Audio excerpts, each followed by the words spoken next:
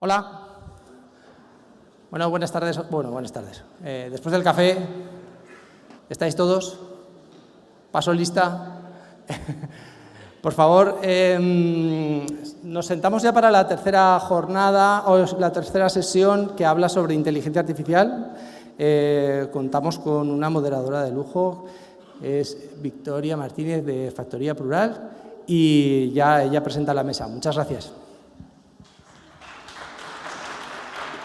Victoria. Buenas tardes. Lo digo por la hora. Bienvenidos los que se acaben de incorporar. Vamos a hablar de un tema que, desde luego, nos interesa a todos, si no, no estaríamos aquí. La Real Academia Española ya prevé que el término inteligencia artificial sea una de las palabras más usadas y buscadas de este año. Este mismo año en el que se ha creado la Agencia de Supervisión Española de la Inteligencia Artificial. Estos días no hay más que abrir los periódicos o ver los informativos para saber lo preocupados que estamos por esas niñas, esas menores, que han sufrido que cambiasen sus cuerpos por unos cuerpos desnudos y les han intentado chantajear en Extremadura. Coincide también con una huelga de guionistas y actores en Estados Unidos, porque también están preocupados por el uso de la inteligencia artificial, por no hablar de Italia, donde se ha bloqueado el uso de ChatGPT. Está claro que la inteligencia artificial nos interesa, también que nos asusta. Pero yo no creo que nos asuste más de lo que asustó a nuestros abuelos la irrupción de la televisión, de Internet, o lo que puede asustar a algunos padres, el uso que hacen sus hijos de las redes sociales. Está claro que la inteligencia artificial está aquí, ha venido para quedarse, y de que es una herramienta magnífica que tenemos y debemos aprender a utilizar. Es precisamente ese el motivo por el que estamos aquí, ver los usos que podemos hacer de esa inteligencia artificial, las puertas que nos abre, aprender a usarla y ver cómo puede facilitarnos el trabajo del día a día. Hablamos de esa creatividad sin límites, que es el título de esta mesa, y para hablar de ello tenemos a 4 magníficos ponentes, que sí hay uno local, pero el resto han venido de toda España, y digo de toda España, Tenerife, Madrid, Barcelona, porque ellos ya hace años, cuando nosotros no habíamos oído casi hablar de la inteligencia artificial más allá de la ciencia ficción, hace años ya que ellos la usan, que trabajan directamente en inteligencia artificial o que la han aplicado a sus procesos de producción. Así que, si me permiten, no me quiero enrollar más, vamos a dar la bienvenida, en primer lugar, a Fernando Rivas de Bolinga AI.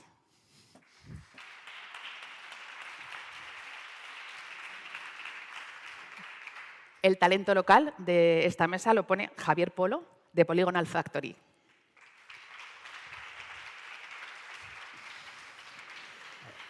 Emilio Ferrari, de Raised by Monsters. Y por último, Jorge Caballero, de Artefacto.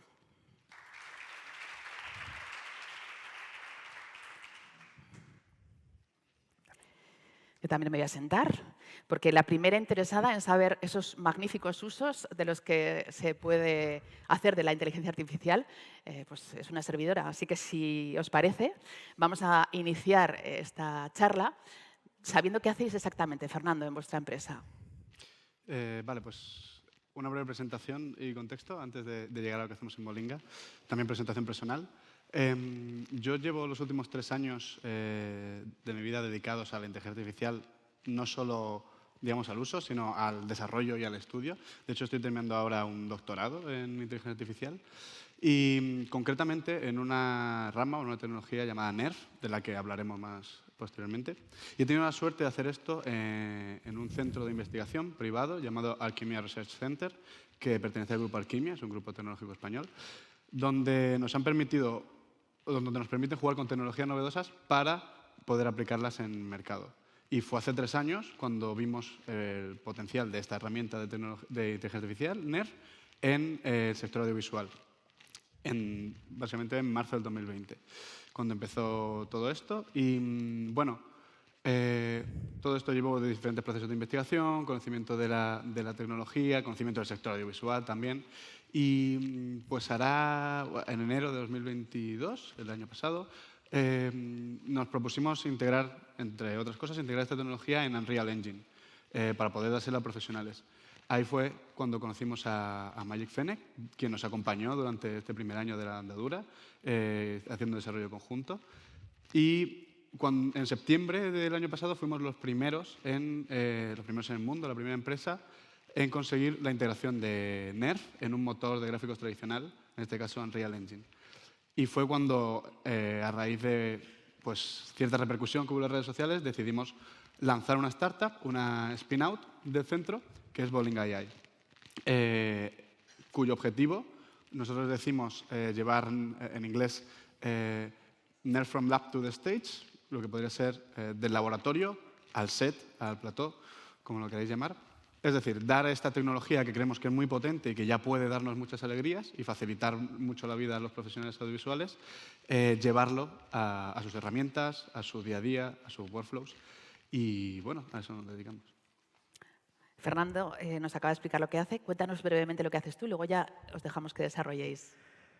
Bueno, pues nosotros en Polygon Land Factory nos dedicamos sobre todo a la creación de contenido 3D para múltiples proyectos y salidas y pues obviamente estamos muy relacionados con todo lo que sale de tecnología y en este caso pues ya llevamos años usando la inteligencia artificial como una herramienta que comentaremos luego y bueno, pues muy interesados en cosas como el Nerf y la animación y mil cosas. Sobre todo nos dedicamos eso a crear contenido 3D para proyectos audiovisuales interactivos. Emilio. Bueno, yo repito, nosotros nos dedicamos a la captura de movimiento y a Unreal Engine y utilizamos la inteligencia artificial, el machine learning y las redes neuronales para entrenar con nuestro material diferentes procesos para agilizar el producto en animación. Jorge, para terminar esta primera ronda. Perfecto. Bueno, pues primero gracias al clúster y gracias aquí a los compañeros. Yo vengo de Artefacto. Artefacto es una productora que se encarga básicamente de desarrollar diferentes aplicaciones de inteligencia artificial y producción cinematográfica que usa estos modelos de Machine Learning para diferentes partes, diferentes fases de la producción y luego en la presentación lo podré explicar un poco mejor.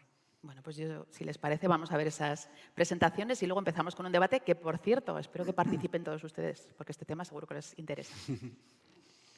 Vale, pues bueno, como os comentaba, nosotros somos una empresa relativamente joven, como Bolinga, y mi idea hoy es que os vayáis con una mejor idea de lo que es la IA, desmistificarla un poco y quitar un poco el miedo que hay alrededor de ella, y que también explicaros un poco qué es Nerf y cómo se puede usar en el sector audiovisual.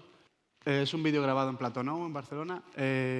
Os permite tener un entorno 3D que podéis utilizar. En este caso es para producción virtual, son con pantallas LED, pero para diferentes etapas de vuestro pipeline, de vuestro flujo de trabajo. Es como, no me gusta decirlo así, pero como la siguiente versión de la fotogrametría, mucho más sencillo, mucho más barata, mucho más rápida y con menor tiempo y con menos esfuerzo.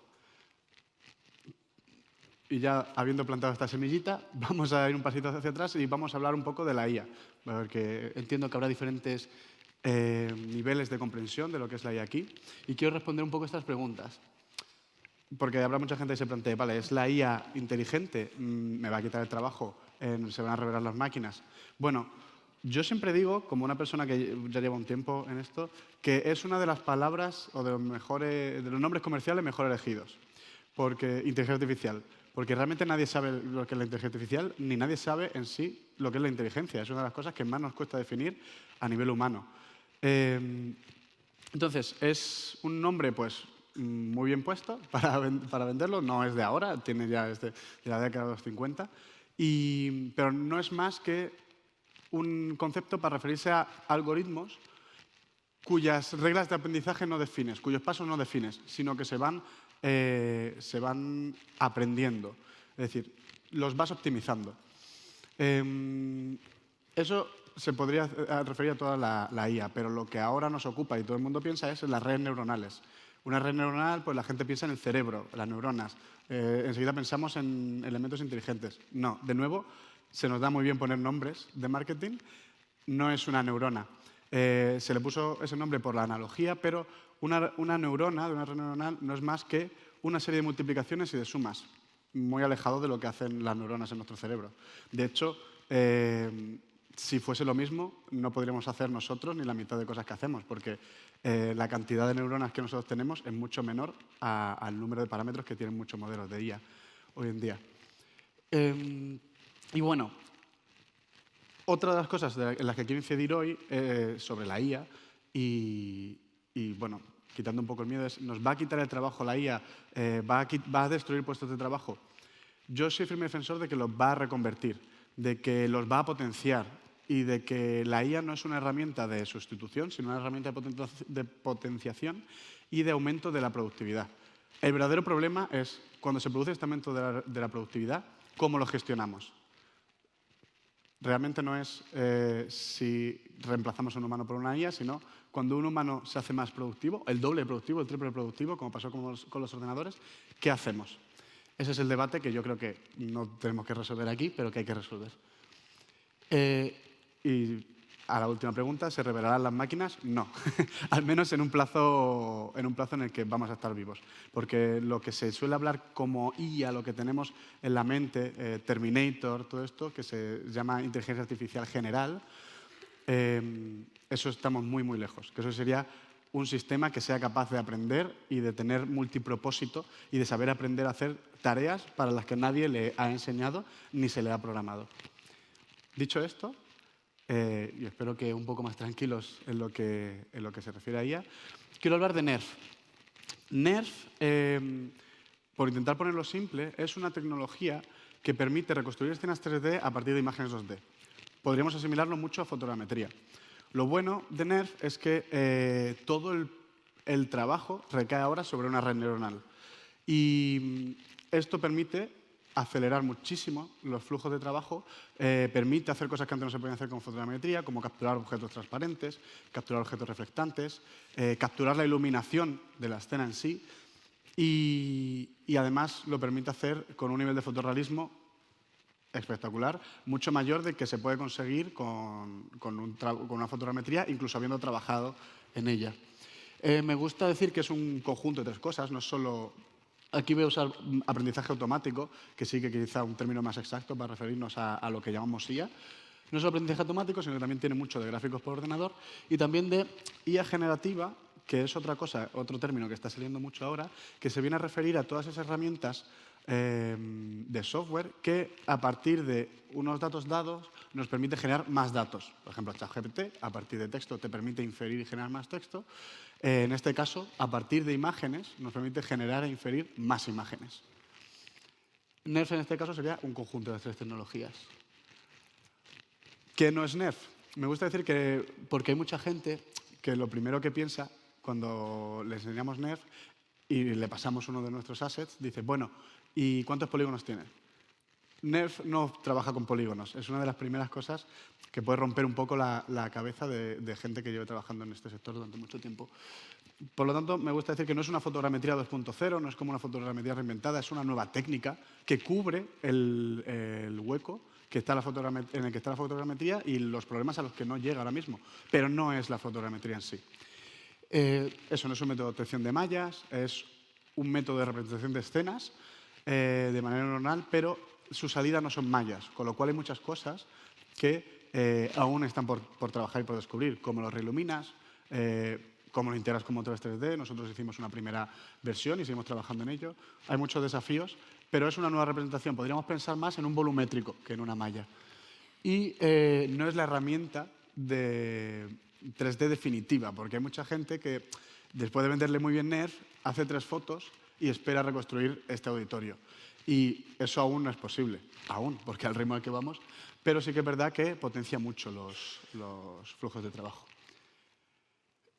Entonces, bueno, este es un vídeo, perdón por la promoción, es un vídeo en el que creo que se ilustra bien cómo funciona NERF. Básicamente sacamos unas cuantas fotos, mucho más relajado que la fotogrametría, con un móvil.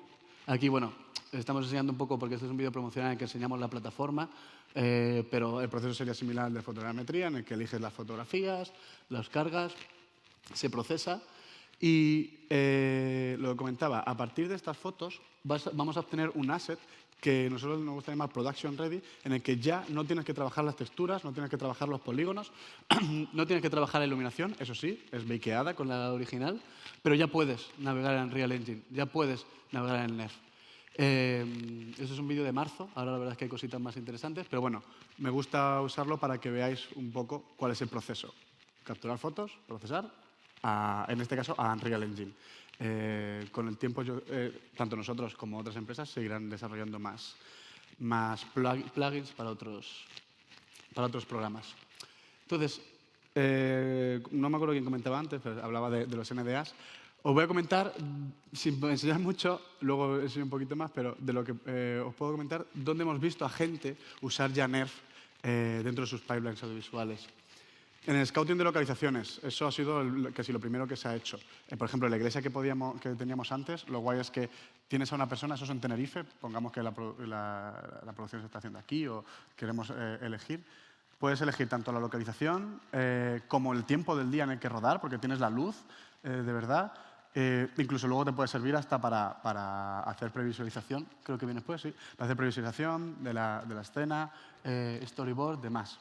Tomas imposibles, movimientos de cámara imposibles.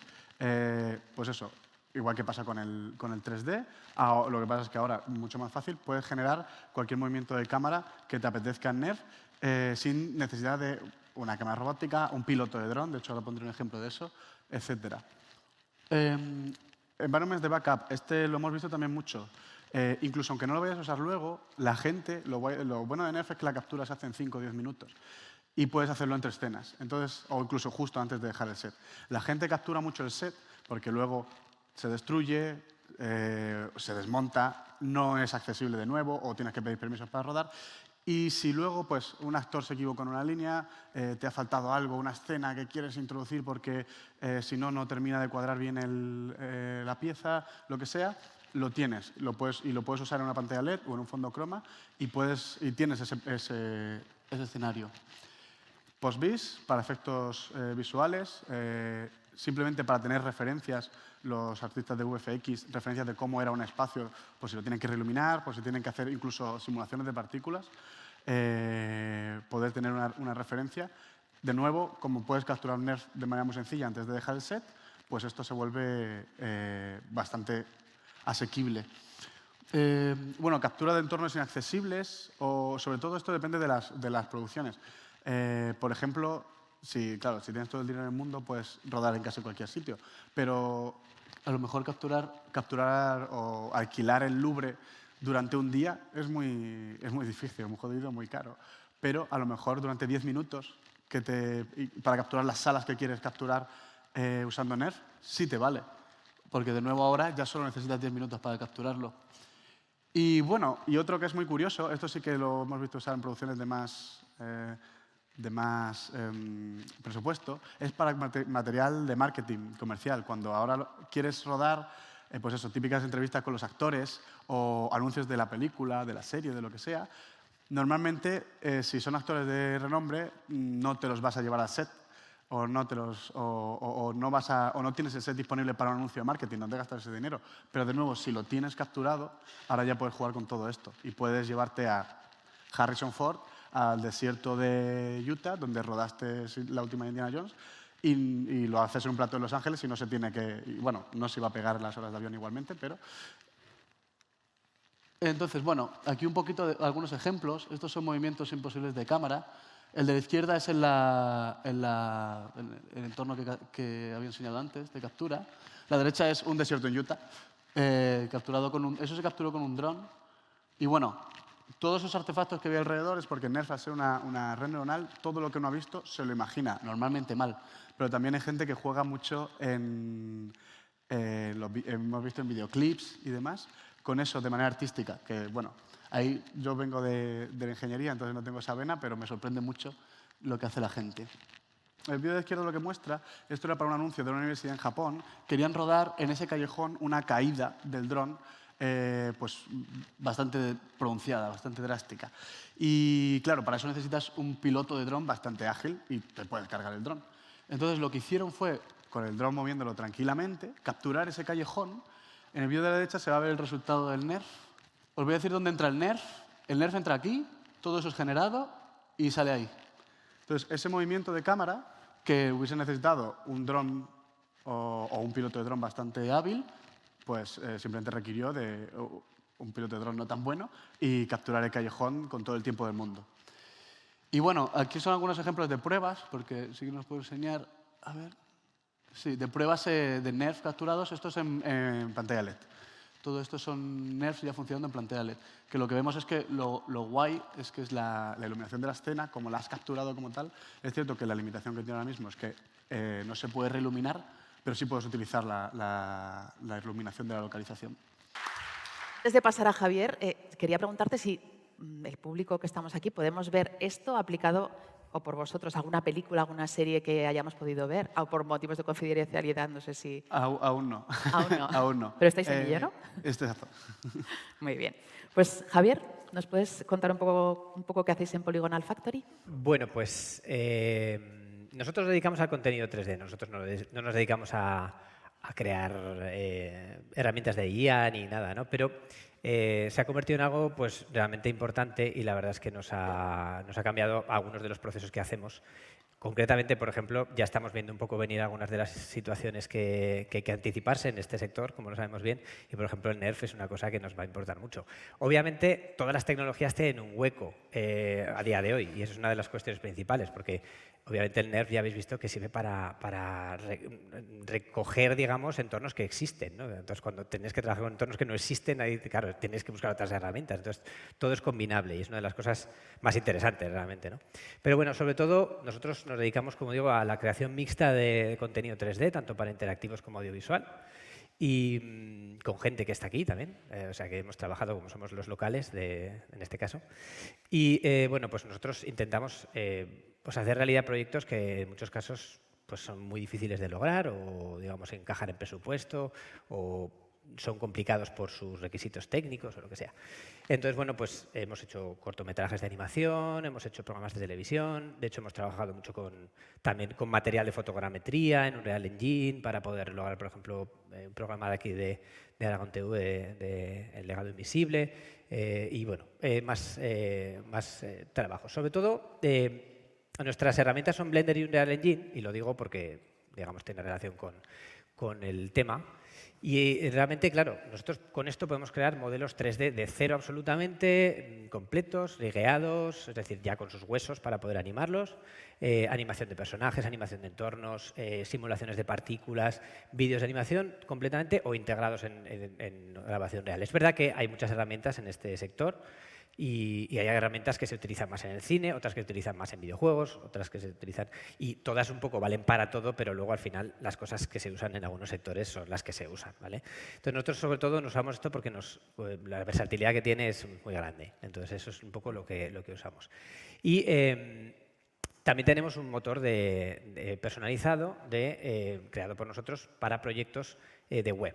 Entonces, digamos que uno de los problemas que tiene el 3D a día de hoy, y da igual, incluso llámalo NERF, llámalo fotogrametría, llámalo modelos poligonales, lo que sea, es un poco la visualización. Necesitas siempre, digamos, algún entorno, una aplicación, un programa normalmente para visualizarlo. Pero los exploradores web son ya un entorno para visualizar 3D y es una cosa que todos tenemos disponible en cualquier dispositivo, con lo cual es una de las cosas que tenemos como para poder crear entornos interactivos. Y bueno, ¿dónde estamos? Estamos en un punto en el que todos los que estamos en el sector un poco, pues bueno, pues tenemos un montón de palabras a nuestro alrededor que a veces sabemos lo que implican, a veces no, a veces sabemos trabajarlas, a veces nos quedan muy cerca pero muy lejos. O sea, hay un nivel de especialización en nuestro sector muy grande, pero también en las empresas y en los profesionales, pero también todos tenemos que ser un poco generalistas porque todos tenemos que entender un poco de VR, un poco de composición digital, un poco de cosas de este tipo. Entonces, claro, 3D, VR, el XR, la inteligencia artificial, animación, pues bueno, pues metaverso, escáner, o sea, todas estas cosas están un poco, sobre todo en el 3D, muy alrededor de nuestro tema. Y una de las cuestiones es que, claro, pues la inteligencia artificial, dentro de todas las revoluciones que ha habido, o microrevoluciones que ha habido, porque hay muchas cada mes, lo que pasa es que son muy de nicho, ¿no? Pero pues esta es un poco la que más ha llegado a lo bestia. Y llevamos unos años usándola, aunque sea en pequeños procesos y a veces en procesos no tan pequeños, para ayudarnos a hacer procesos. Entonces, nosotros, desde un punto de vista muy, digamos, muy controlado, muy de usar herramientas. Entonces, bueno, lo primero... esto no es otro post del ChatGPT, solo la punta del iceberg. O sea, no voy a dar un listado de herramientas aquí, que eso lo tenéis en Twitter X fácil. La cosa es que ¿qué nos aporta? Lo que nos aporta es que es una tecnología muchas veces para crear otras herramientas. Es una herramienta para crear herramientas en muchos sentidos. Entonces, lo que hemos visto es que esta tecnología lo que ha creado es un mundo entero, un ecosistema entero de otras herramientas. Y esto es una realidad. Esto ya nadie... O sea, es decir, si tienes una herramienta que funciona muy bien, no vas a querer irte atrás a una que funciona peor. Entonces, en eso yo creo que podemos estar tranquilos y decir, esto es lo que vamos a seguir usando, porque las herramientas, si mejoran, las vamos a querer usar. Y porque es cierto, no resuelve problemas, es que es una realidad. Es lo de la hoja en blanco que decíamos antes, ¿no? Pues eliminar la hoja en blanco, pues por ejemplo, es una cosa que ya pues nos lo aporta. Y aparte es una oportunidad, pero aparte implica mucho aprendizaje y ahí es donde viene una de las cuestiones principales, ¿no? Que nos tenemos que formar en esto. Entonces, claro, una de las cosas es eso, que nos resuelve problemas. Entonces, abre posibilidades de desarrollo. Nos ayuda a entendernos con clientes, con gente que no sabe de 3D. Ahora ya no tenemos que hablar para describir una idea, es que ahora podemos directamente visualizarla en muy poco tiempo con herramientas que cualquiera puede acceder, ¿no? Orientar los procesos, mejorar la calidad de algunos procesos creativos también. Nos resuelven muy bien algunas operaciones muy mecánicas que llevamos años aburridos de hacer, ¿no? Los que venimos también pues, de mundo del diseño y estas cuestiones, como en Photoshop y Generative Fill y tal. Bueno, pues... por ejemplo, esto es Generative Fill. Esto es una herramienta que ya está completamente integrada en el proceso de millones de personas, no sé, por decir algo. De la foto de la izquierda pasamos a la foto de la derecha, simplemente diciéndole que en este marco quiero un coche, en este marco quiero el reflejo del coche y quiero que me amplíes la foto. Pues claro, esto solo con una foto, pero obviamente esto lo vamos a derivar muy pronto a todas partes. Es decir, ya podremos extrapolar a partir de una imagen o un vídeo qué es lo que había alrededor. O sea, se inventa todo el desierto, se inventa el sol en esa imagen. Esto es además de imagen directamente de tutorial de Adobe, pero os puedo asegurar que es así. Y claro, la cuestión está en que nos permite, digamos, un poco esto. No sé si se puede reproducir este vídeo un momentito solo para que lo veáis. Bueno, da igual, porque realmente es un poco más largo este proceso. Entonces, nos permite además crear nuevas herramientas, que es una de las cosas. Y lo de crear nuevas herramientas es por lo que nosotros entendemos que la IA es una herramienta. Ya os digo que desde nuestra perspectiva, de un estudio que se dedica a hacer 3D, yo lo tengo clarísimo, en muchos procesos, en el multimedia, o sea, entendido desde el audio, el vídeo, la imagen estática, el 3D, en todo se convierte en una cosa que se mete entre medio y te ayuda a saltar de golpe a otro punto, ¿no? Entonces, claro, también hay una cosa que va en la línea un poco de lo que comentamos. Realmente esto a nivel profesional no va a cambiar en cuanto a los profesionales, porque todos tenemos que aprender a usar las herramientas bien. Entonces, realmente, en el momento en el que te tienes que adaptar, ese es el problema, porque la adaptación a veces puede ser complicada y a veces pues, puede ser, digamos, casi imposible en algunos casos, ¿no? O, digamos, hay inversiones que se pueden ver afectadas y ahí es donde viene un poco también la problemática. Pero, en realidad, los profesionales tenemos que aprender cómo funcionan las herramientas bien y eso no ha cambiado nada, ¿no? Entonces, realmente, pues nosotros, ¿qué usamos? Que es el tema, ¿no? Pues nosotros usamos, por ejemplo, Cascadeur, una herramienta de IA que te ayuda a mejorar, a refinar la animación en 3D. Las pruebas que hemos hecho han ido muy bien y la verdad es que ya la usamos. Generative Fill para Adobe Photoshop ya la hemos usado en algún proyecto y nos ha venido muy bien para poder sacar, como ya habéis visto, imagen. Midjourney para creación de conceptos visuales, sobre todo previos a un concept, es decir, lo que hablábamos también un poco por el tema de la propiedad intelectual, cosas de estas. Azure para desarrollo de herramientas interactivas, por ejemplo, estamos ya planteando chatbots conversacionales, interactivos en 3D, con lo que puedas hablar y que realmente, claro, pues ahora tienes estas herramientas disponibles que, digamos, en muchos casos incluso tienen mucha opción gratuita, ¿no? Generadores de músicas. Claro, lo que hablamos. ¿Para qué? No es lo mismo música para que música para. O sea, hay cosas y cosas y realmente tienen un hueco. De hecho, es un poco curioso porque a veces un generador de música gratuito pues puede costar más que comprar varias canciones humanas. Entonces, claro, ya hay una competición. Empieza un poco la competencia a ver quién produce mejor, ¿no? Pero realmente, claro, si hablamos, por ejemplo, de música para publicidad, en muchos casos, pues es un poco todo muy derivativo. No estamos hablando de nada muy artístico, excesivamente artístico. Entonces ahí viene, digamos, una herramienta que ayuda mucho. Los generadores de voz, etcétera. Y dices, claro, no, es que nos va a quitar lo que hablamos, el tema de la locución y el debate que decíamos, que puede ser muy interesante.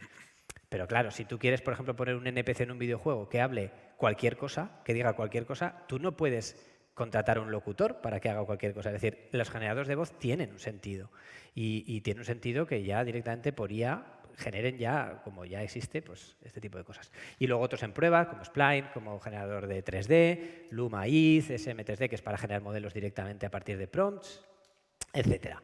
Entonces, bueno, pues, por ejemplo, creación de referencias para un concepto. O sea, un cliente que te pide, ¿no? Quiero un entorno posapocalíptico de ciencia ficción. ¿Qué significa eso? Pues claro, te vas a Midjourney y todo eso son cosas que pueden ser entornos posapocalípticos de ciencia ficción. Porque pueden serlo todo, ¿no? Y claro, aquí ya empiezas a definir mucho y el cliente te dice, pues este es el que me interesa a mí.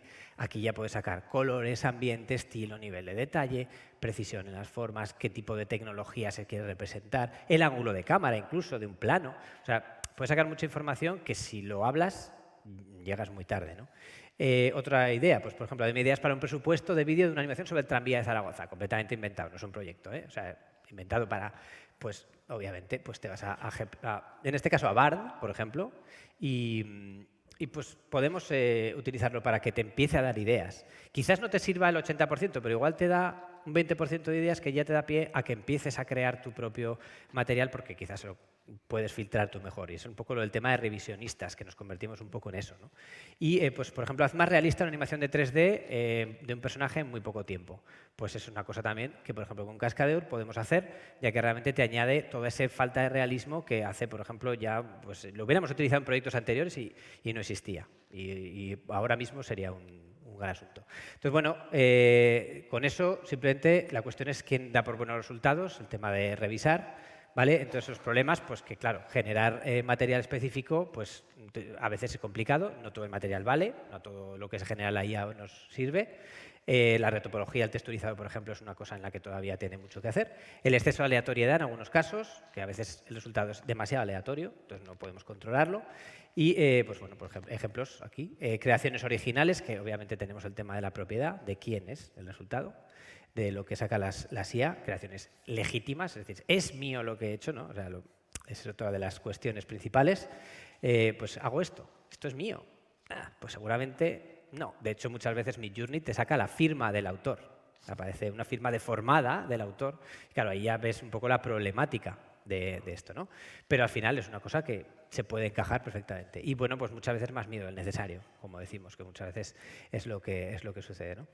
Necesidad de regulación, ética en el desarrollo, exceso de hype, muchas veces también que es problemático, y proyectos mal desarrollados que también, pues no todo sobrevivirá en el mundo de la inteligencia artificial, habrá proyectos que se queden a medio camino, ¿no?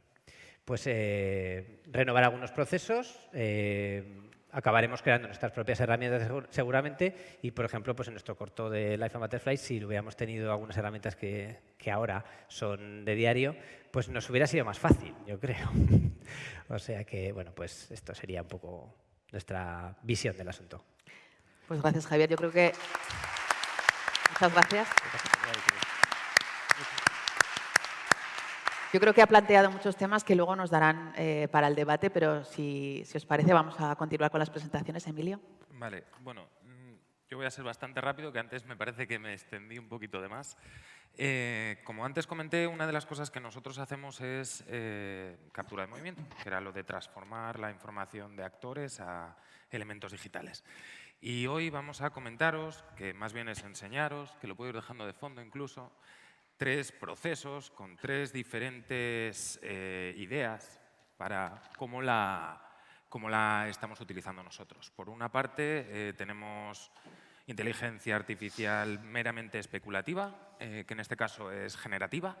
Estamos desarrollando sistemas que consisten en hacer texto a animación de cuerpo para que nos dé muchas variedades y variaciones de diferentes animaciones, con el objetivo de intentar involucrarla en videojuegos para que las cosas sean más naturales, para que los NPCs definan el espacio, se muevan, hagan acciones más randomizadas y este tipo de relaciones. Por el otro lado, herramientas que sí que se están utilizando, que tienen que ver también con la generación de animación facial a partir de texto basadas en, no solo en algoritmos, sino también en lo que podríamos llamar sistemas emocionales, en las que obviamente tienen que pasar por la mano de artistas, porque a día de hoy todavía no podemos definir perfiles de personalidad, aunque bueno, hemos hecho algunas pruebitas que dándole determinados parámetros puedes contener hasta qué punto te puede llegar a resolver cosas. Y por último, lo que sería una manera de luchar contra nosotros mismos, que sería cómo hacer captura de movimientos y las pelotas y si los trajes, utilizando los mismos sistemas de hardware, pero intentar dar ese pasito más y sobre todo empezar a hacer comparativas, ver dónde están los peros y porqués. Entonces voy a ir poniéndolas, voy a ir comentándolas simplemente para que sea un poco más ágil. A ver si le podemos dar ahí al vídeo. Y os lo voy comentando. Bueno, en este caso esto es la solución sin marcadores. Estamos utilizando las mismas cámaras, el mismo sistema, el mismo espacio que nosotros generalmente utilizamos con los trajes y los marcadores, pero en este caso estamos haciendo una captura sin ningún tipo de traje ni elemento fotorreflectante. Lo que estamos haciendo es interpolar la información que nos están transmitiendo esas cámaras para descubrir, mejor dicho, dónde se encuentran los huesos del cuerpo y a partir de ahí generar toda esa información. Esto lleva postprocesado. Esto quiere decir que la información no te la están dando en tiempo real, ¿vale? O sea, esto no es como el otro sistema que comentábamos en la charla anterior, sino que más bien esto es una generación de movimiento, que en este caso también bueno, ya está aplicada sobre un personaje final, en el que lo que estamos intentando es ver hasta qué punto y dónde nos encontramos a la hora de intentar suprimir esto, o sea, suprimir la necesidad de llevar trajes. ¿Por qué? Porque uno de los objetivos es que nos vayamos a rodaje. Podamos capturar el movimiento de los actores en rodaje sin necesidad de tener que meternos dentro de vestuario. Que a la vez que estemos grabando una peli podamos capturar el movimiento para poder utilizarlo en etapas posteriores dentro de los VFX. Esto todavía está en procesos bastante early, pero bueno, lo cierto es que se están consiguiendo grandes soluciones, o por lo menos es la impresión que nosotros tenemos, de cara a los desplazamientos en el suelo, el fit sliding y todas estas cosas que a todos nos da mucho miedo a la hora de cuando hacemos capturas.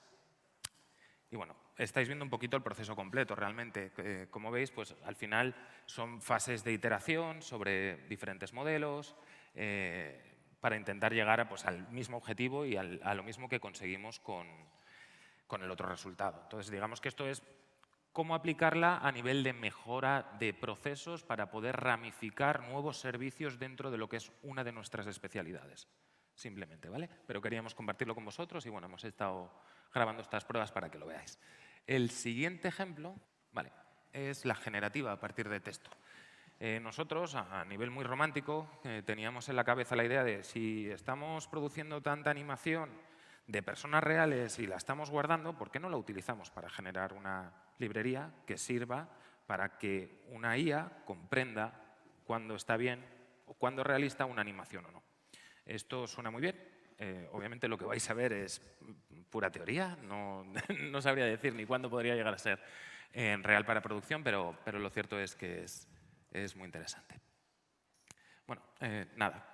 Esto está basado al final en herramientas de PyTorch, modelos de aprendizaje. En este caso, bueno, nosotros estamos haciendo cosas con universidades de otras partes del mundo para intentar obtener sobre todo pues lo que todavía creo que no se ha mencionado, pero es importante, pero que son las datasets. En este caso son grandes bancos de información para que, mejor dicho, en este caso nuestro Cuprier, que sería la inteligencia artificial, escoja cuáles son las cartas que mejor nos convienen. Y bueno, os vais a reír bastante, en este caso son generaciones de, pues eso, le decimos que una persona salta, una persona baila o qué queremos que haga. Obviamente, como podéis ver, estos son pruebas de concepto en el que, por ejemplo, el del lado izquierdo parece que está haciendo la rayuela, no sé si todo el mundo sabe lo que es, en vez de saltar normal. Pero bueno, el objetivo al final es eso, que la conjunción de las herramientas que están comentando mis compañeros en esta mesa, más todas estas diferentes vertientes, al final acabará generándose un embudo en el que habrá productos viables, productos que no lo sean, pero quizás el conjunto de todas las cosas nos ayude a todos a tener más herramientas para crear mejores contenidos con mejor calidad a mayor velocidad. Ergo, producción, se podrán hacer más cosas. Eso no quiere decir que vaya a quitarle el trabajo a animadores. Lo que quiere decir es que vamos a poder tener más opciones, que al final es un poco la clave, ¿no? Bueno, voy a pasar al siguiente, que es el último, que es el real que sí que utilizamos en producción. En este caso es un sistema generativo también, que era el que os comentaba al principio, que consiste en dos partes. Por un lado, ejercemos como productor y por el otro lado, ejercemos como director. ¿Enfocado a qué? Enfocado a la animación facial. Nosotros hemos estado trabajando en un videojuego que tiene... ¿Si le puedes quitar el audio? Sí, porfa. Gracias. Hemos estado trabajando en un videojuego que tenía como grandes estrellas de los 80, a Kim Basinger, Michael Madsen, Chuck Norris, Danny Glover, Danny Trejo, un montonazo de gente. Y al final el tema es que tenía tantas horas de animación para generar toda esa estructura narrativa entre personajes que había que buscar otro tipo de procesos. En este caso, estos procesos, por un lado, están lo que sería la generación de los archivos que tiene que identificar, que están basados en perfiles característicos fisionómicos de los personajes para con el rig, determinados límites musculares, faciales y este tipo de cosas.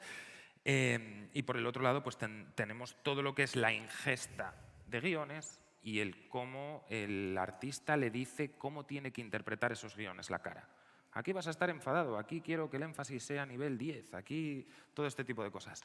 ¿Qué nos ha permitido? Pues nos ha permitido poder producir en 5 meses 150 cinemáticas en un equipo pequeñito y al final pues todo este tipo de herramientas, por concluir un poco con todo ello, lo que hace al final es ayudarnos a todos a enfrentarnos a retos más grandes, y sobre todo pues a rascar todo lo que podamos para intentar llegar a productos mejores.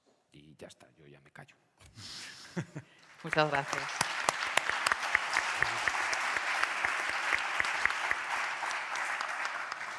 Jorge, háblanos de Artefacto. Pues bueno, pues voy a empezar un poco, a ver si está mi presentación aquí. Bueno, pues eso, yo soy Jorge Caballero, soy cineasta, ingeniero, estoy adelantando ahora un doctorado sobre cine e inteligencia artificial y suelo trabajar mucho entre la intersección entre cine y tecnología desde hace algún tiempo. No sé si podemos tirar mi presentación. Vale, genial. Bueno, eso. Básicamente Artefacto es un estudio independiente y aquí, digamos, hago una diferenciación, igual con el resto de las ponencias que vais a oír. Hablamos más de producciones independientes, producciones que están vinculadas a la no ficción, en la mayoría de los casos, de realizadoras y realizadores independientes que tratan de hacer cine de maneras diferentes. Y básicamente nos centramos como en 3 grandes pilares que son estos. Primero, programas académicos. Después, producción de películas y herramientas. Respecto a los programas académicos, nos interesa mucho, sobre todo, promover la comprensión y el uso de inteligencia artificial, ¿no? Y esto lo hacemos básicamente desarrollando workshops, experimentos, muchas experimentaciones con diferentes instituciones como la Academia del Cine Catalán, la Academia del Cine Español, por ejemplo, o con el posgrado que tenemos con la Universidad Autónoma de Barcelona, que cumple su 2ª edición ahora sobre cine, algoritmos e inteligencia artificial, ¿no? Desde la vertiente más de la producción cinematográfica, lo que nos interesa mucho es producir películas, producir documentales, producir proyectos digitales, pero sobre todo proyectos que estén vinculados o que de alguna manera tengan alguna innovación tecnológica o que utilicen la tecnología para desarrollar su narrativa, básicamente, ¿no? Entonces, bueno, esto nos ha llevado a diferentes iniciativas. Una de ellas también está vinculada con Runway. Runway es seguramente una de las empresas pioneras en vídeo generativo. Con ellos trabajamos desde hace muchos años y en breve abriremos la primera convocatoria anual para producir cortometrajes documentales con inteligencia artificial entre Artefacto y Runway. Y lo que hacemos básicamente es cualquier persona que quiera aplicar en cualquier parte del mundo, le damos una bolsa en metálico más créditos ilimitados de Runway más unas mentorías para poder desarrollar esta clase de proyectos. Y aparte de eso estamos trabajando con el primer festival de cine e inteligencia artificial de Europa, que es el Marraine, que hicimos la primera edición ahora en junio y es una iniciativa que hacemos junto con el Sonar de Barcelona y la Universidad Pompeu Fabra. Bueno, y finalmente desarrollamos herramientas. Estas herramientas, la verdad es que, pues como decían mis compañeros un poco, justo la inteligencia artificial nos abre todo este abanico brutal de posibilidades. Tenemos herramientas como esta.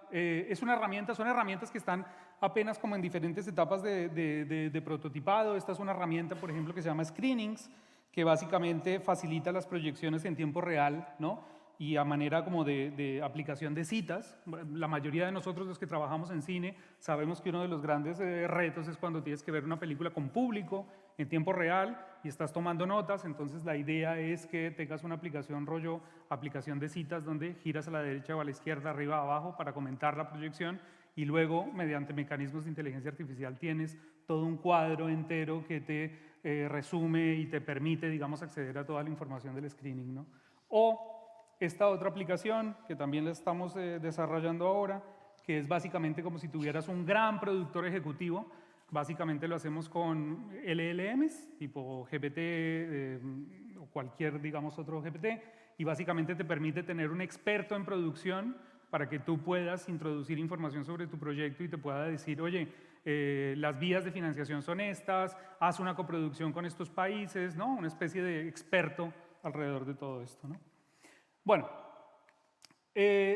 me parecía interesante comentaros un poco esto de dónde viene, ¿no? Y creo que desde el punto de vista cinematográfico, ahí a nosotros en particular nos interesan tres cosas, o hay tres preguntas fundamentales que nos estamos haciendo. El primero, estamos delante de una producción masiva de contenidos. Esa producción masiva de contenidos obliga a todas las productoras, a todos los que nos dedicamos a esto, a cuestionarnos dónde nos posicionamos delante de tal producción masiva. Con lo cual también nos obliga también a buscar herramientas que nos permitan navegar en esta furia de contenidos, ¿no? Con lo cual estas herramientas son unas buenas cartografías, unas buenas maneras donde poder como, abordar estos contenidos.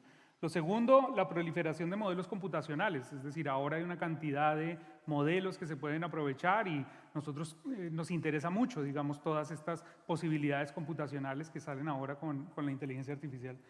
Y el tercero, tal vez el más importante, es que realmente lo que subyace a la inteligencia artificial es toda una ruptura del paradigma humano-máquina, porque realmente estamos hablando de cosas muy puntuales, pero si lo vemos desde una escala global, lo que realmente está en juego es que vamos a empezar a colaborar con las máquinas como nunca antes, y en esas lógicas de co-creación se va a establecer todo un nuevo ecosistema. Y no solamente hablamos de la industria audiovisual, sino de cualquier otra industria, ¿no? Es decir, hablar con un cajero automático será diferente, hablar con un televisor será diferente, ¿no? Para nosotros es muy importante, y esto parte un poco también de mi tesis doctoral, y es básicamente que cuando hablamos de inteligencia artificial es interesante diferenciar dos tipos de inteligencia artificial dentro de los muchos que podrían haber. El primero tendría que ver con entender el contenido, que ya de hecho los compañeros han hablado un poco de eso, es decir, entender que la inteligencia artificial nos permite encontrar patrones, buscar información dentro de los materiales que producimos para analizarlos, ¿no?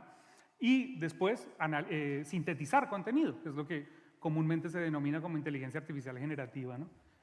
Dentro de lo que es el análisis del contenido o entender el contenido, para nosotros ha sido muy importante hacer sobre todo, trabajar, por ejemplo, sobre análisis textuales de los guiones, de las postulaciones que hacemos, no tanto para generar más contenido, sino para que, por ejemplo, un guionista o una voz en off se puedan construir mejor, ¿no? Entonces hacemos análisis textuales constantemente de los guiones que producimos, básicamente para saber cuál es la estructura que subyace de todo esto, cuál es el número de adjetivos, el número de adverbios, de qué manera se puede construir diferente y sobre todo ayudar a los guionistas y a los escritores y a las directoras, a los directores a mejorar sus contenidos audiovisuales. O para encontrar patrones visuales, por ejemplo.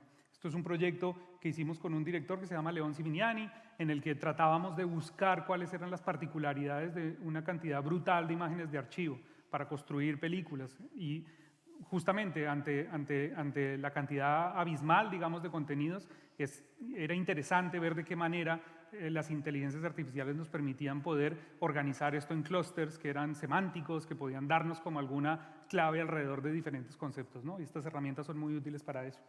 O finalmente también para poder hacer un poco lo que nos comentaban antes ellos desde el punto más de los VFX, pero para nosotros, para el documental es interesante, por ejemplo, hacer análisis de poses, análisis de objetos, detección de objetos, de personas, de acciones, para luego que los editores, por ejemplo, de las películas tengan mejores herramientas a la hora de poder buscar contenidos, editar contenidos, ¿no?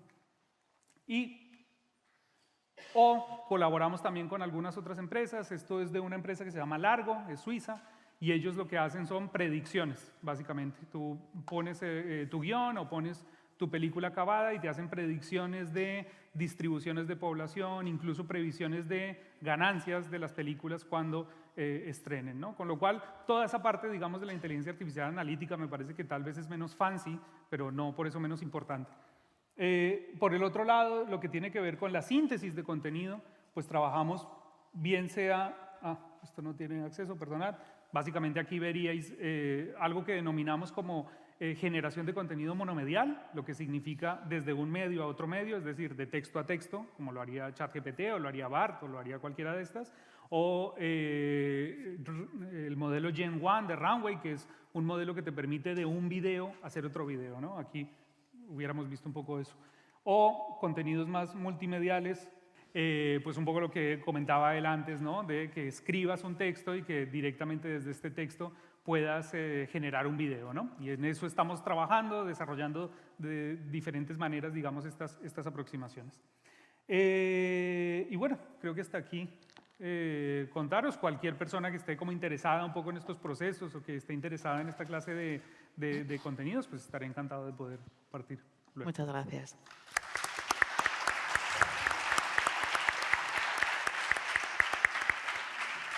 Yo creo que tenemos tiempo para un debate, es decir, todo aquel que quiera preguntar algo, que nos lo diga. Tengo entendido que hay un micrófono para que hagáis las preguntas. Os voy a tutear, por si estos jovencísimos. Yo, mientras tanto, hago las mías. Está claro que estos 4 profesionales ya llevan bastantes años trabajando con inteligencia artificial, que es una cosa que parece que haya irrumpido en nuestras vidas recientemente, pero no es así. También es verdad que los procesos se están acelerando, es decir, lo que ahora nos parece cotidiano hace 2 años no lo era. ¿Y hacéis alguna previsión de hacia dónde vamos? O sea, ese ritmo vertiginoso en el que va mejorando todos los procesos, ¿hasta dónde nos puede llevar? ¿Es una manera de democratizar todos los trabajos o parte de los trabajos? ¿Cómo lo veis? ¿Yo? Yo que te veo, como te veo... Estaba pensando. A mí el concepto, bueno, no sé mis compañeros qué pensáis, pero nunca me ha gustado el concepto de democratización, porque realmente ya era democrático, es decir, generar algo con diferentes herramientas ya era democrático. Tal vez el mejor concepto es accesibilidad, que genera cierta accesibilidad, ¿no? Hacer una previsión de todo esto es difícil, pero realmente yo, en lo particular, digamos, sí, como que no lo puedo asociar nunca de una tendencia turbocapitalista. Es decir, al final, todo esto lo que está prometiendo es más rápido y más barato. Y esto es delicado también, con lo cual yo creo que hay que ver un poco también, desde el punto de vista de la creatividad, qué es lo que nos interesa realmente de todos estos procesos. Estoy como muy de acuerdo con ellos en la idea de que es simplemente una herramienta más. Y en esa misma lógica, que lo entendamos como una herramienta, yo creo que se verán potencialidades brutales alrededor de esto. ¿Hacia dónde creéis que nos dirigimos? Sí. Es que realmente creo que desvincularlo de los profesionales es un poco absurdo, porque en realidad al final tenemos, como decíamos, tenemos que aprender a manejarlo. Entonces, democratizar en el sentido de herramientas, llevamos muchos años con herramientas que podemos usar cualquiera para lograr cosas espectaculares y realmente no verlo como ahora cualquiera va a poderse hacer esto solo. Es un poco una idea un poco falsa, ¿no? Porque luego los que hacemos cosas y te enfrentas con él, pues le pasas un prompt a un generador de modelos 3D y te saca un churro. Y claro, dices, esto tengo que trabajarlo. Y ahí es donde viene un poco el asunto. Yo lo que creo es que se va a normalizar, que al final es un poco lo que necesita la tecnología en sí. Que se normalice para que sea una herramienta y no un boom o un producto de especulación, sino que sirva para que se desarrollen y evolucionen puestos de trabajo para obtener un producto mejor o diferente, pero que tiene que normalizarse como otras cuestiones tanto políticas como sociales, nada más. Sí, totalmente de acuerdo con los tres. Al final, quizá no sea democratizar los puestos de trabajo, quizá sea permitir hacer cosas de mayor calidad a más gente, por el mero hecho de presupuestos. De que ahora, si lo hacemos bien, habrá gente que pueda acceder o pueda realizar trabajos de mayor calidad. Pero no deja de ser lo mismo, porque lo que estamos hablando viene a ser una herramienta que potencia nuestra productividad y a la que tenemos que saber acoger. quitando todo el ruido, que creo que también es muy importante, de hecho, como persona que además está en una startup, de boom de IA, además justo ha venido a dejar un poco el hueco que había dejado el blockchain y entonces, pues claro, hay que intentar filtrar eso y ver la utilidad y el valor. ¿Y en qué medida creéis que la tecnología que usáis todos los días va muy por delante de una legislación, a lo mejor, pues, sobre derechos de autor, sobre cuestiones éticas, como se han planteado? Siempre va a ir por delante, pero ¿creéis que también echáis en falta que esté todo más claro para que la gente se quite esos miedos que puede tener? Sí, sin duda. O sea, va bastante, diría que más de 3, 4, incluso 5 años por delante el desarrollo de la legislación. Si te pasas a pensarlo, tiene sentido, porque la legislación al final tiene que ser un consenso de personas y el desarrollo suelen ser esfuerzos privados. Pero es cierto que tenemos que plantearnos cómo ser más rápidos y más eficientes, porque corremos el riesgo, si bien estas herramientas pueden potenciar mucho, estamos entrando en una etapa que ya lo estamos, pero aún más, en el que no todo el mundo puede generar estos contenidos, ni por la cantidad de datasets que tienes, de datos, ni por el dinero que conlleva generar estos modelos. Entonces, puede ser muy peligroso dejar al libre albedrío lo que ocurra. No tengo la respuesta, pero sin duda la legislación va bastante por detrás. ¿Estáis de acuerdo vosotros también? Yo creo que estamos un poco parecidos a como si fuese una revolución industrial, porque es lo que es, al fin y al cabo. Y bueno, obviamente está yendo por delante la tecnología, que el conocimiento que se tiene a nivel popular de ella, y para qué sirve y para qué no, y en qué punto está, y cómo la usamos y cómo la podemos llegar a usar. Yo al final voy a repetir un poco lo mismo, pero creo que hay una mezcla entre miedo generalizado a todo el mundo le tiene miedo a la IA, todo el mundo le tiene miedo a me va a quitar el puesto de trabajo. Cuando llega el punto en el que puedas hacer lo que tú estás haciendo ahora mismo, igual tú ya estás más que jubilado, o sea, que tranquilidad, sí. Que en cierta medida, al final no sé cómo vosotros lo pensáis, pero hay muchos pasos muy pequeños a la vez. Pero grandes pasos, pues bueno, llevan su tiempo y al final hay que introducirla en un mercado en el que la gente es la que trabaja, ¿no? ¿Creéis que esto va a cambiar también con las nuevas generaciones que ya lo integran desde el principio, que van a ponerse con ChatGPT desde pequeñitos? ¿Nos va a cambiar nuestra forma de pensar también, de hacer las preguntas, de utilizar esas herramientas? Sí. En sectores como formación, por ejemplo, pues ya ha cambiado muchas cosas, muchos paradigmas de cómo se puede pedir, qué se puede pedir, qué se puede esperar de los alumnos o de cosas de este tipo, como hablábamos ayer, por ejemplo. Y pues es que es un poco como la dinamita, o sea, es que al final no deja de ser un poco las comparaciones de es una herramienta y la puedes usar para lo que quieras. Y las cosas que se pueden sacar de ella, lo que hablábamos es que no vamos a dejar de utilizarlas. O sea, lo que vemos que tiene un sentido, lo tiene. Otra cosa es que se pueda utilizar, pues si lo hago así, lo hago el mal, ¿no? Ya, pero es que eso también lo puedes hacer con Photoshop, o sea, hace muchos años, en realidad. ¿Podéis calcular más o menos en la implantación de estas IAs a vuestro día a día cómo ha reducido vuestros tiempos de trabajo y cómo los ha agilizado? Quiero decir, pues lo que antes os costaba 3 meses, ahora lo puedes tener en no lo sé. O sea, ¿podéis cuantificar realmente cómo ha facilitado vuestro trabajo del día a día? Aquí yo os dejo a vosotros y apunto para luego poner el precio. Es que yo iba a decir lo mismo, porque al fin y al cabo es como, si tienes en cuenta el tiempo que inviertes en intentar reducir procesos, lo que te ha costado desarrollarlo, tanto en tiempos como en costes, tanto económicos como personales, versus lo que obtienes, lo único que estás haciendo es apoyar por un desarrollo conjunto. Pero hay gente que puede desarrollar herramientas porque tiene mayor potencial o mayor capacidad económica o fondos, o llamémosle como queramos, de una manera más dirigida, más rápida y con un objetivo financiero. Pero hay veces que lo haces meramente especulativo y por experimentación. Y descubres cosas. Y esas cosas, igual que a nivel teórico, te pueden ayudar a reducir procesos solo por haber entendido cómo funcionan de una manera distinta.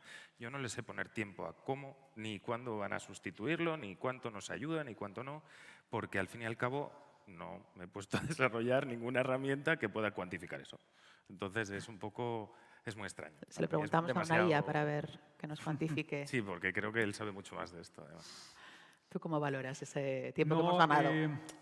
Claro, yo estaba pensando que para nosotros esto también es un tanto particular, ¿no? Porque si lo pensamos bien, también esto genera una oportunidad de creación. Yo diría que incluso o hay teóricos que hablan casi de la invención de un nuevo medio también, ¿sabes? Entonces, en la creación de nuevos materiales, de contenido que no existía, claro, es algo nuevo, no es algo que empiece a suplir ya de entrada, sino algo nuevo, ¿no? Es decir, si nos ponemos a pensar un poco, claro, la lógica de creación de imágenes durante mucho tiempo fue óptica, ¿no? Y después VFX o lo que sea computacional, ¿no? Esto nos abre otro paradigma que es diferente, ¿no? Igual generar imágenes, animaciones desde texto, con lo bueno y lo malo que tenga todo eso, ¿no? Pero es como, incluso hay gente que habla como le pone conceptos a esto, ¿no? Sintografía, promptografía, ¿no? Neurografía, ¿no? Hay un poco de todo.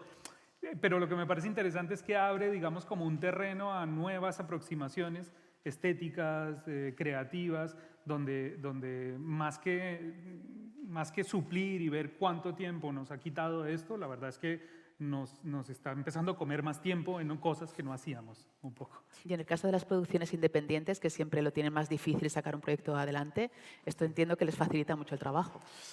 Y es que, de nuevo, aquí hay una cuestión que, claro, nosotros hacemos una diferencia grande, digamos, entre utilizar esta clase de medios para poder, por ejemplo, clasificar archivos, ¿no? En ese sentido sí ha reducido mucho más material, ¿no? O sea, mucho más tiempo, ¿no? Pero también es verdad, por otro lado, que ahora nos enfrentamos a un nuevo ecosistema en el que hay muchísimo material de archivo, ¿no? Que antes igual no había tanto, ¿no?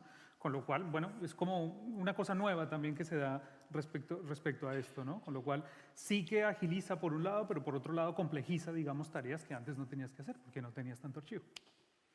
¿Alguna pregunta de parte del público? ¿No? Es la hora, ¿no? Es que ya casi es hora de comer. No, ya hay una pregunta. ¿Sí? ¿Hay una pregunta?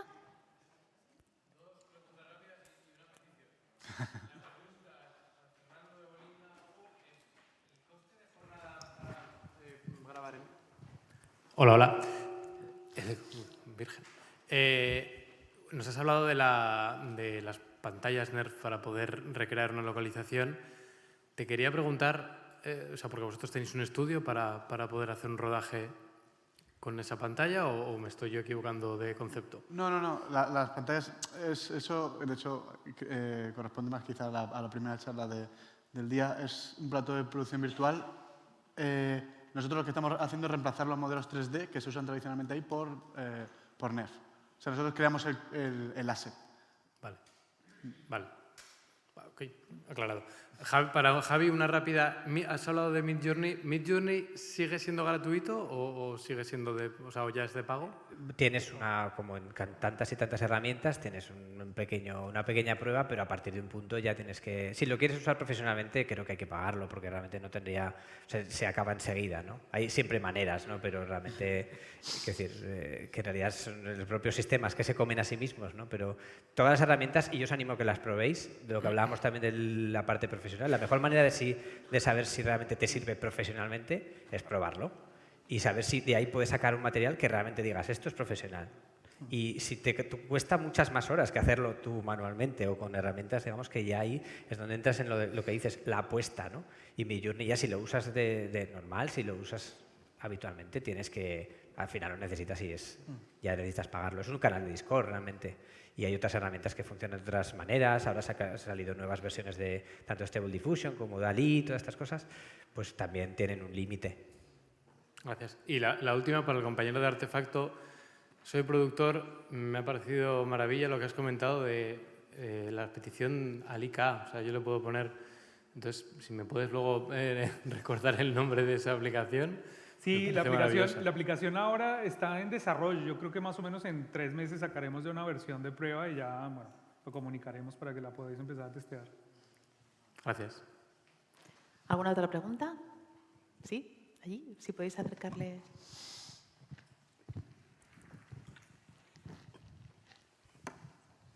Muchas gracias por todo. Primero de todo, lo que me interesa es saber, ahora mismo estamos en un punto muy interesante porque el Machine Learning está basado en material generado por humanos. En muy breve vamos a estar con la situación que más y más modelos van a ser ya generados por inteligencia artificial. ¿Qué opináis de la dirección que va a tomar cuando pasa eso? Vale, estás hablando de, por ejemplo, entrenar el siguiente Midjourney con las imágenes que genera el anterior Midjourney. Efectivamente. Yo considero que, nunca se puede decir nunca, pero que es algo muy difícil de hacer. Y me explico por qué. Básicamente, son leyes, básicamente vas contra la física del universo, ¿no? O sea, estarías como generando más información a partir de la nada y no puedes generar información, como multiplicar información, información entendiéndola también como energía, a partir de eso. Entonces, considero que esa situación no se va a dar en el corto plazo, hablo de probablemente siglos. Sería algo bastante potente. O sea, lo que puede pasar es que hayan modelos que se entrenen con los datos sintéticos y, de hecho, creo que ya hay pruebas y salen peor. Digamos, vas perdiendo la información. Luego, el momento en el que eso pueda pasar, creo que es lo mismo que nos enfrentamos a una problemática ahora mismo que es similar, que es queremos que pase y si queremos que pase o no queremos que pase, ¿cómo lo evitamos? ¿Cómo podemos diferenciar el contenido generado por IA del no generado por IA? Que creo que es un problema que es más cercano, sobre todo por todo el tema de regulación, derechos de propiedad intelectual y demás, al que no tenemos respuesta, para el que no tenemos respuesta. ¿Es posible que al final solo las IA sepan lo que ha hecho la otra IA o no? Bueno, hay herramientas para puede eso. ser. De nuevo, es como hasta dónde defines IA. O sea, un antivirus es detectar virus que ha generado Otro ordenador. El contrario antivirus. No sé decir el nombre. Entonces, esto es un poco lo mismo. Una anti-IA y una IA. Puede ser, es probable, pero de nuevo, por quitar un poco de hierro al asunto, yo creo que no vamos a perder el control en el sentido de que empiecen a comunicarse entre ellas y a conspirar. Pero sí que es, sin duda, algo que tenemos que estudiar por verificar la autenticidad de los datos. Eso sí que es un problema que veo más cercano. Sí, igualmente sí, como solo para añadir, sí que es verdad que empiezan a haber legislaciones sobre eso, ¿no? Ahora está el código C2PA, que es algo que se está empezando a implementar básicamente. O sea, hay muchas maneras y realmente esto empieza a ser como debate de... yo he estado en escuelas de derecho, en gobiernos, donde empiezan a preguntarse, bueno, ¿cómo hacemos para hacer fact-check, por ejemplo, en noticias falsas, ¿no? Que es un poco uno de los temas más graves de la aplicación de la inteligencia artificial en las democracias, ¿no? Entonces empieza a ver, bueno, tenemos que dejar la marca de agua, ¿no? La marca de agua de DALI, pero eso es fácil de quitar, ¿no? Entonces tenemos que hacer algo blockchain, ¿no? O tenemos que hacer esto, que es, por ejemplo, lo del C2PA, que son como certificados de autenticidad, ¿no? En el que durante toda la cadena se sepa que eso viene de un modelo de red neuronal, ¿no?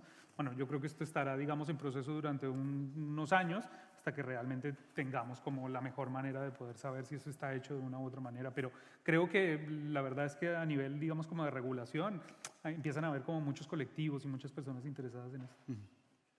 ¿Alguna otra pregunta? ¿No? Bueno, pues muchísimas gracias a los cuatro por habernos abierto este mundo que ya es real, pero que algunos todavía veíamos como ciencia ficción. Y muchas gracias a todo el público por acompañarnos. Hasta la próxima.